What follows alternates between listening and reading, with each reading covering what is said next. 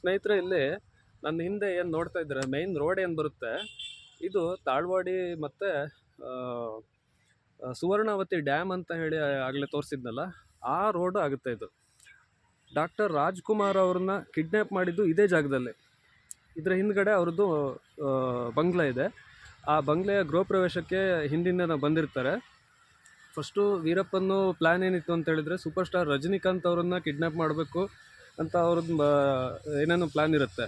ಅದು ಬದಲಾವಣೆ ಆಗಿಬಿಟ್ಟು ಹಿಂದಿನ ದಿನ ಬಂದಿರೋವಂಥ ವಿಚಾರವನ್ನು ವೀರಪ್ಪನ್ನು ತಿಳ್ಕೊಳ್ತಾನೆ.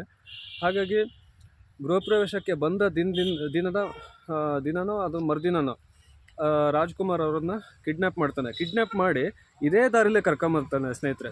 ಇದೇ ದಾರಿಲೇ ಕರ್ಕೊಂಬಂದು ಹೀಗೆ ಹೋಗ್ಬಿಟ್ಟು ಇದೇ ದಾರಿಯಲ್ಲಿ ಈ ಗುಡಿಸ್ಲೆ ಅಂತ ಕಾಣುತ್ತೆ, ಇದ್ರ ಪಕ್ಕದಲ್ಲೇ ಹೋಗ್ಬಿಟ್ಟು 4 ಜನ ಏನೋ ಗೋವಿಂದರಾಜು ಅವರು, ನಾಗೇಶಪ್ಪ ಮಾರಡಗಿ ಹಾಗೂ ನಾಗಪ್ಪ ಮಾರಡಗಿ, ನಾಗೇಶ್ ಅವರು ಹಾಗೂ ಗೋವಿಂದರಾಜು ಮತ್ತು ಅಣ್ಣವರು, ಈ 4 ಜನರನ್ನ ಕಿಡ್ನ್ಯಾಪ್ ಮಾಡಿ ಕರೆದುಕೊಂಡು ಹೋದಂತಹ ಜಾಗ ಸ್ನೇಹಿತರೆ ಇದು.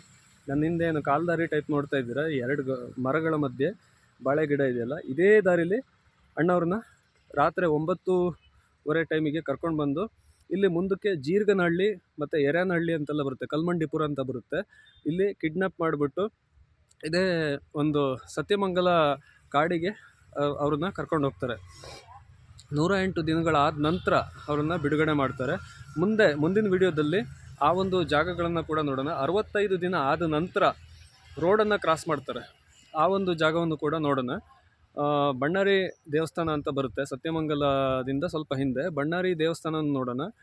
108 ದಿನ ಆದ ನಂತರ ಅವರನ್ನು ರಿಲೀಸ್ ಮಾಡಿರುವಂಥ ಜಾಗವನ್ನು ಕೂಡ ನೋಡೋಣ. ಈಗ ಒಂದು ರಾಜ್ಕುಮಾರ್ ಅಪ್ಪಾಜಿಯವರ ಏನು ಮನೆ ಇದೆ, ಆ ಮನೆಗೆ ಹೋಗೋದಕ್ಕೆ ಒಂದು ಪ್ರಯತ್ನ ಮಾಡೋಣ. ಬಿಡ್ತಾರೆ ಅಂತ ನಂಬಿಕೆ ಇಟ್ಟು ಈ ವಿಡಿಯೋನ ಮುಗಿಸ್ತಾ ಇದ್ದೀನಿ.